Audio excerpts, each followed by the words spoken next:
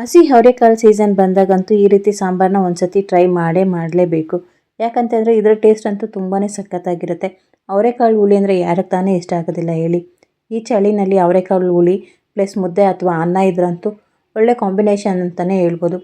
ಹಾಗಾದರೆ ಈ ರೀತಿ ಅವರೆಕಾಳು ಹುಳಿ ಮಾಡೋದು ಯಾವ ರೀತಿ ಅಂತ ನೋಡ್ಕೊಂಡು ಬರೋಣ ಬನ್ನಿ. ಅದಕ್ಕಿಂತ ಮುಂಚೆ ನನ್ನ ಚಾನಲ್ನ ಸಬ್ಸ್ಕ್ರೈಬ್ ಮಾಡಿಕೊಂಡು ವಿಡಿಯೋನ ಫುಲ್ ವಾಚ್ ಮಾಡಿ. ನಾನಿಲ್ಲಿ ಹಸಿ ಅವರೆಕಾಯನ್ನು ತೊಗೊಂಡಿದ್ದೀನಿ. ನಾನೊಂದು 3/4 kg ಅಷ್ಟು ಕಾಯಿನ ತೊಗೊಂಡಿದ್ದೆ. ಬಿಡಿಸಾದ ನಂತರ ಎಷ್ಟಾಗಿದೆ, ಇದೊಂದು ಅರ್ಧ kg ಅಷ್ಟಿದೆ ಅಂತ ಅಂದ್ಕೊತೀನಿ. ಕಾಳು ಯಾವಾಗಲೂ ಈ ರೀತಿ ಹಸಿರದಾಗಿದ್ದರೆ ತುಂಬಾ ಸಾರು ಟೇಸ್ಟಿ ಬರುತ್ತೆ. ನಾನಿಲ್ಲಿ ರುಬ್ಬೋದಕ್ಕೋಸ್ಕರ ಒಂದು ಅರ್ಧ ಹಿಡಿಯಷ್ಟು ತೆಂಗಿನಕಾಯಿ ತುರಿ, ಹಾಗೆ ಬೇಯಿಸ್ಕೊಂಡು ಇಟ್ಕೊಂಡಿರೋಂತಹ ಒಂದು 3 ಆ್ಯಪಲ್ ಟೊಮೆಟೊ, ಹಾಗೆ 1 ಹಿಡಿಯಷ್ಟು ಕಾಳನ್ನು ನಾನು ಬೇಯಿಸೋದಕ್ಕೆ ಟೊಮೆಟೊ ಜೊತೆಗೆ ಹಾಕಿದೆ.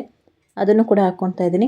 ಮನೆಯಲ್ಲೇ ಮಾಡಿರೋಂತಹ ಸಾಂಬಾರು ಪುಡಿ, ನಾನು ಇದನ್ನು ಒಂದು 2.5 ಸ್ಪೂನಷ್ಟು ಹಾಕ್ಕೊತಾ ಇದ್ದೀನಿ. ಇದು 4 ರಿಂದ 5 ಜನ ಆರಾಮಾಗಿ ಊಟ ಮಾಡೋಷ್ಟು ಸಾಕಾಗುತ್ತೆ.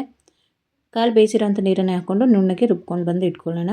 ನಾನಿಲ್ಲಿ ಕುಕ್ಕರ್ಗೆ ಆಗಲೇ ಬಿಡಿಸಿಟ್ಟಿರೋಂಥ ಅವರೆಕಾಯನ್ನು ಹಾಕ್ಕೊತಾ ಇದ್ದೀನಿ. ಒಂದು 3 ಸಣ್ಣದಾಗಿ ಹಚ್ಚಿರೋಂಥ ಆಲೂಗಡ್ಡೆ ಸಿಪ್ಪೆ ತೆಗೆದಿದ್ದೀನಿ. ನಿಮಗೆ ಬೇಕಂದರೆ ಸಿಪ್ಪೆ ಸಮೇತನೂ ಕೂಡ ಹಾಕ್ಕೊಳ್ಬೋದು.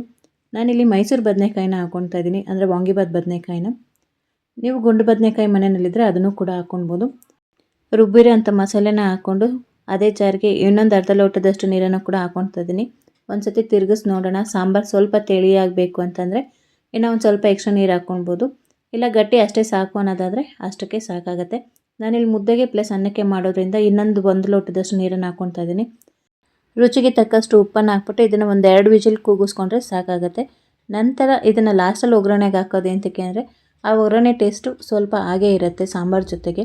ನಾವು ಫಸ್ಟೇ ಒಗ್ಗರಣೆಗೆ ಹಾಕ್ಬಿಟ್ಟು ಎಲ್ಲ ಕೂಗಿಸ್ಕೊಂಬಿಟ್ರೆ ಅಷ್ಟು ಚೆನ್ನಾಗಿರಲ್ಲ. ಅದಕ್ಕೋಸ್ಕರ ನಾನು ಬಾಣಲಿ ಇಟ್ಕೊಂಡು ಬಾಣಲಿಗೆ ಒಂದು 3 ರಿಂದ 4 ಸ್ಪೂನ್ ಎಣ್ಣೆ ಹಾಕ್ಕೊಂಡು ಸಾಸಿವೆ, ಈರುಳ್ಳಿ ಉದ್ದುದಾಗಿ ಕಟ್ ಮಾಡಿರೋಂಥ ಈರುಳ್ಳಿನ ಹಾಕ್ಕೊತಾ ಇದ್ದೀನಿ.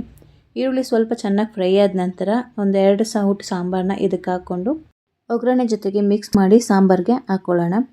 ಒಗ್ಗರಣೆಗೆ ಹಾಕಾದ ನಂತರ ಸ್ವಲ್ಪ ಸಾಂಬಾರು ಕುದಿಬೇಕಾದ್ರೆ ನಾನು ಲಾಸ್ಟಲ್ಲಿ ಹುಣಸೆಹಣ್ಣಿನ ರಸನ ಹಾಕ್ಕೊತಾ ಇದ್ದೀನಿ. ನಾನು ಫಸ್ಟೇ ಆ್ಯಪಲ್ ಟೊಮೆಟೊನ 3 ಹಾಕ್ಕೊಂಡಿದ್ದೆ, ಹಂಗಾಗಿ ಹುಳಿನ ಒಂದು ಸ್ವಲ್ಪ ಬೇಕಾಗಿತ್ತು ಅನ್ನೋದಕ್ಕೋಸ್ಕರ ಹುಣಸೆಹಣ್ಣಿನ ರಸನ ಕೂಡ ಹಾಕ್ಕೊಂಡಿದ್ದೀನಿ.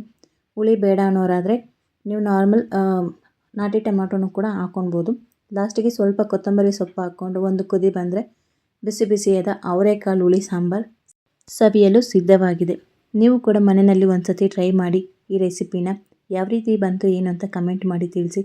ನಿಮ್ಮ ಕಮೆಂಟ್ನಲ್ಲಿ ತಿಳಿಸೋದು ನನಗೆ ತುಂಬಾ ಹೆಲ್ಪ್ಫುಲ್ ಆಗುತ್ತೆ. ಯಾಕಂದರೆ ಏನಾದ್ರು ಮಿಸ್ಟೇಕ್ ಇದ್ರೂ ಕೂಡ ಸರಿ ಮಾಡ್ಕೊಳ್ಬೋದು. ಟೇಸ್ಟು ತುಂಬ ಚೆನ್ನಾಗಿದೆ ಅಂದ್ರೂ ಕೂಡ ನನಗೊಂಥರ ಖುಷಿ ಅನಿಸುತ್ತೆ. ಸೊ ಹಂಗಾಗಿ ಕಮೆಂಟ್ ಮಾಡಿ ತಿಳಿಸೋದನ್ನು ಮರಿಬೇಡಿ. ಎಲ್ಲಿವರೆಗೂ ಯಾರೆಲ್ಲ ವಿಡಿಯೋ ನೋಡಿದ್ದೀರಲ್ಲ ನಿಮ್ಮೆಲ್ಲರಿಗೂ ನನ್ನ ತುಂಬ ಹೃದಯದ ಧನ್ಯವಾದಗಳು. ಇದೇ ರೀತಿ ನನ್ನ ಸಪೋರ್ಟ್ ಮಾಡ್ತಾಯಿರಿ ಅಂತ ಕೇಳ್ಕೊತೀನಿ. Thank you.